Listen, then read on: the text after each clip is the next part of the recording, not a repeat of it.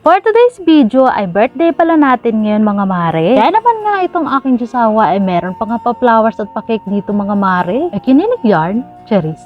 Sa totoo lang talaga mga mare, dahil nga February itong birth month ng inyong kumare, kaya naman nga kapag araw ng mga puso at kapag nga wedding anniversary namin at eto nga birthday ko ay pinagsasabay-sabay na nga. O sino nakarelate dyan mga mare? Na yung tipong pinagsasabay-sabay na ang lahat ng selebrasyon para nga makatipid na nga din. Kaya naman nga tumapat nga din ng February ang wedding anniversary namin mga mare ay dahil nga sakto nga sana sa birthday nitong inyong kumare. Ang kaso nga lang mga mare, yung February 28 nga na dapat sana ay birthday ko at wedding anniversary namin ay hindi nga nangyari dahil may nasnaon na nga magpa-schedule sa amin sa simbahan. Ay kaya naman nga na-move na nga yung wedding namin mga mare na February 25, sakto ay holiday din naman yun. At dahil nga lahat na nga ng ganap ay February, kaya naman nga isahan na lang talaga para nga makatipid na nga din. At eto nga si Jude ay siya na nga daw ang magbe-blow nitong candle. Akala mo talaga ay siya itong may birthday. Pero ayun nga mga mare, kitang-kita nyo naman hirap na hirap nga mag-blow itong si Batutang si Jude. Naku, pambihira. Parang naiirita na nga di itong si Jude. Kaya naman nga ayan nga tutulungan ko na nga lang mag-blow itong si Jude. Maraming salamat Panginoon sa biyaya ng panibagong buhay, dagdag na edad at sa mga darating na blessings sa aking buhay ngayong taon at sa mga darating pang taon. Simpleng celebration nga lang to mga mare, pero napakasaya talaga kapag gantong sineselebrate natin ang panibagong taon sa ating buhay. Nakasama nga ang ating mga mahal sa buhay. Maraming salamat sa aking pamilya na laging nandyan at nakasuporta sa akin. At sa mga nagmamahal na bagong kapamilya na naging bahagi na nga nitong aking buhay. Sa malalapit na kaibigan at mga kakilala na nagmamahal at laging nandyan para sa akin. At maraming